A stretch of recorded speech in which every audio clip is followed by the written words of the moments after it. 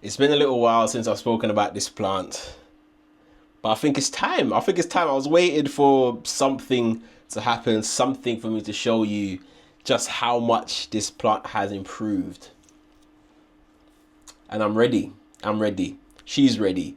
Ladies and gentlemen, this is my Monstera Thai Constellation. The exact Monstera Thai Constellation that almost died.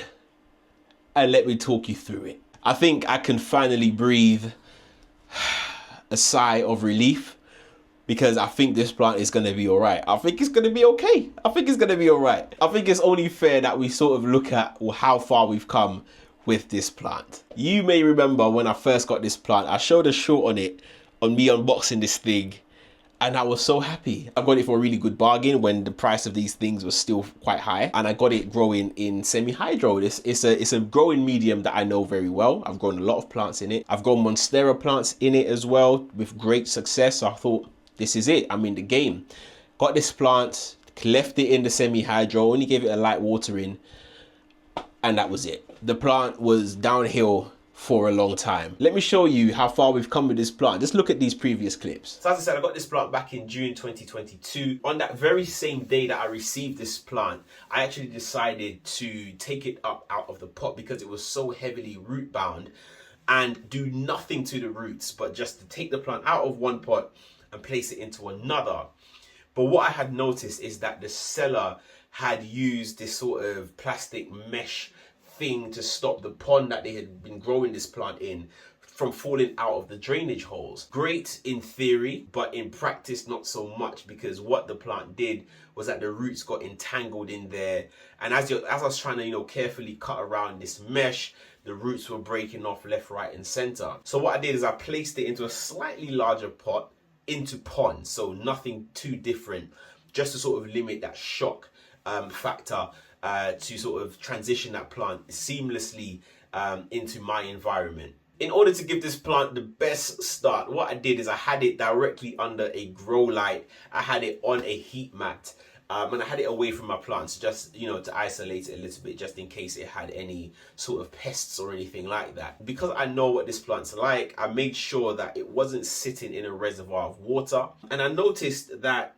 eventually after a few days that some of the roots were looking a little bit worse for wear. So I jumped in, I pulled the plant out of its pot, and I noticed that there was a lot of root rot in this plant. Now we're talking, it's only been maybe a week, just under a week since this happened. I had to cut off, I would say maybe around 50% of the root mass at this point. So I decided to put the plant back in the same pot, decided not to even water it, just to let that pond dry out just a little bit. But then I noticed that the leaf started to slightly yellow.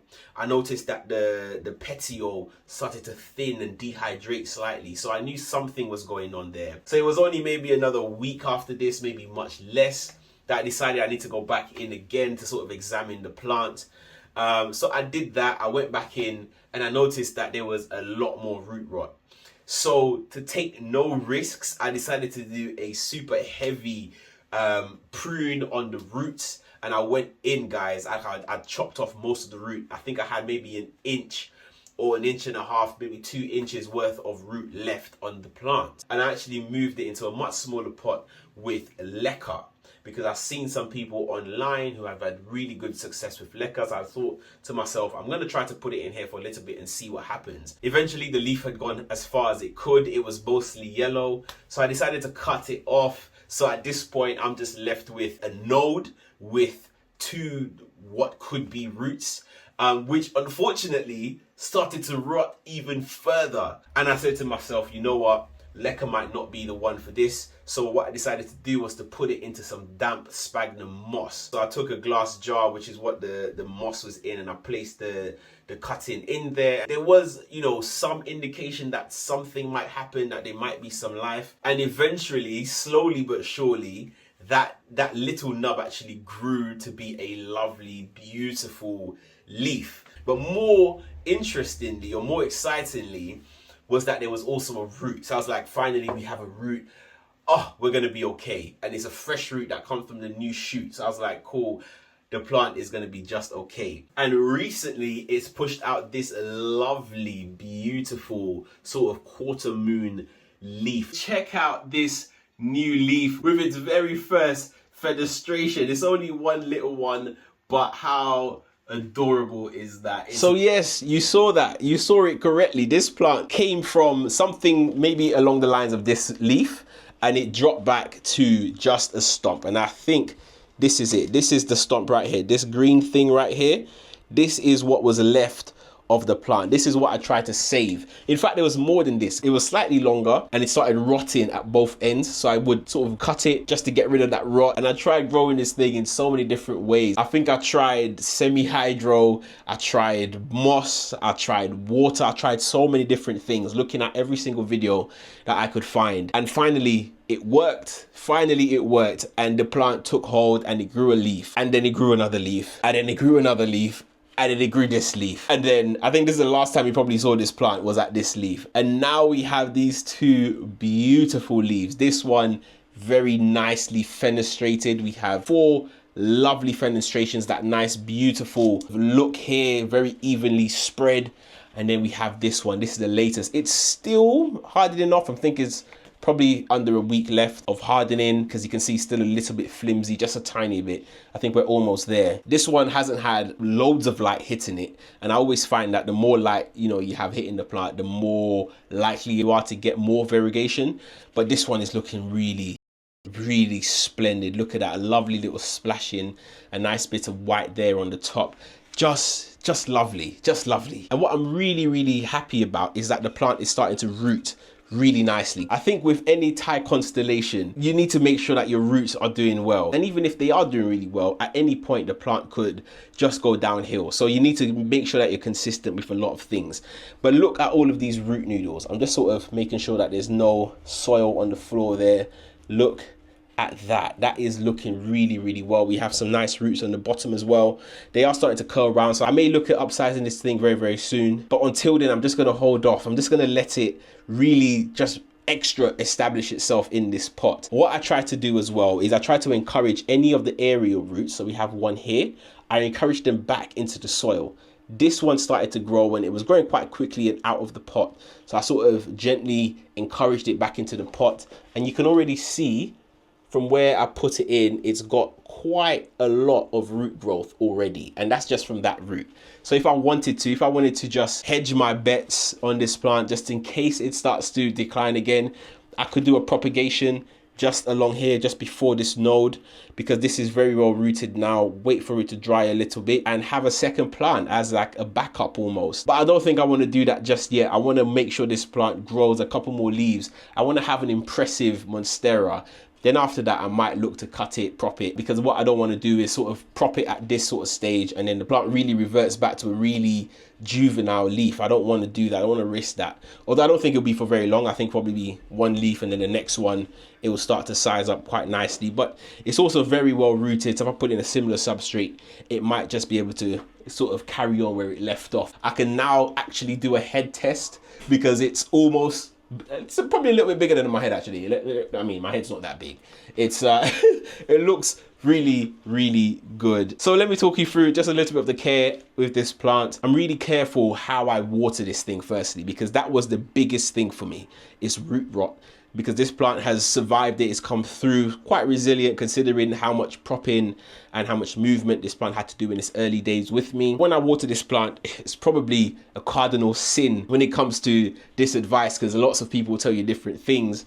But for me, I'm really careful how I water this. I very rarely do a heavy drench with this thing. I don't do a heavy drench at all, because I'm really nervous about leaving water in here and it's not able to evaporate quickly, and I think that will spell the demise of this plant. So I sort of go through and I give it a very light watering, maybe about halfway, just maybe a cup of water, and that's it. And whatever comes at the bottom, I don't pour it back in.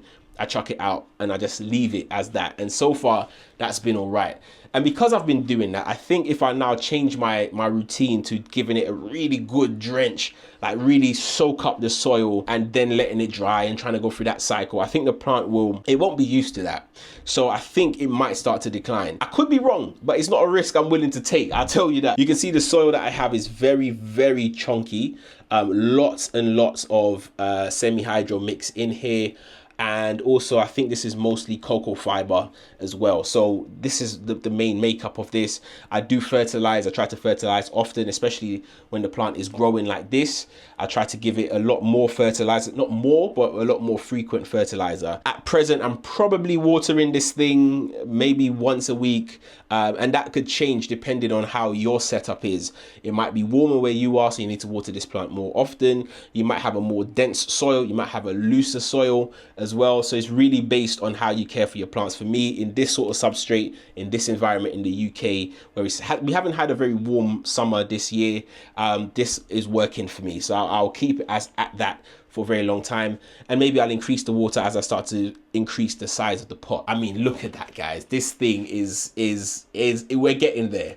We're getting there. One of the people I really look for inspiration when it comes to Thai Constellation is Hakuna La Planta. If you've seen his ones, oh, ooh la la. I mean, his ones are massive. The stem cutting is absolutely massive, like the size of my arm, and he has some really incredible ones. So if I can get something like that, listen, I'm in the game. I'm in the game. I have no hesitation to chop and prop because eventually I run out of space. I can pull my foot off the gas a little bit and just let the plant be. Just let it enjoy it and let me enjoy it and not have to worry and panic about it too much. The Thai Constellation, guys, wow. I mean, now is the time to get it. The plants are starting to fall in price as well. I think I bought this one for about £50, maybe a bit less. And at the time, they were probably going over the hundreds in the UK anyway. And I thought it's a brilliant bargain. Got it. Unfortunately, the plant started to do what it did. But we're here now. I think it was well worth it. Although now you can get a lovely juvenile plant, either from tissue culture or from cutting, for about £20. So it's half the price of what I paid for, and it's an established plant at that point. But yes, this is it, guys. This is the Monstera Thai Constellation. Oh, ooh, ooh, ooh. Look at that. I want to hear about your Thai Constellation journeys. If you're like me, you've had one and you've had a battle on your hands. Did you win? Did you come up on top? What's your plant looking like now? And if you failed, it's okay, because I understand. I was there. I was almost there. And maybe there's a chance for you to start again. But I want to hear about it. Maybe there's something I could have done to improve my chances. Maybe there's something as a community that we can find to help others. Do let me know in the comments below. But that's everything on this Thai Constellation. Thank you so much for watching. And as always, keep planting.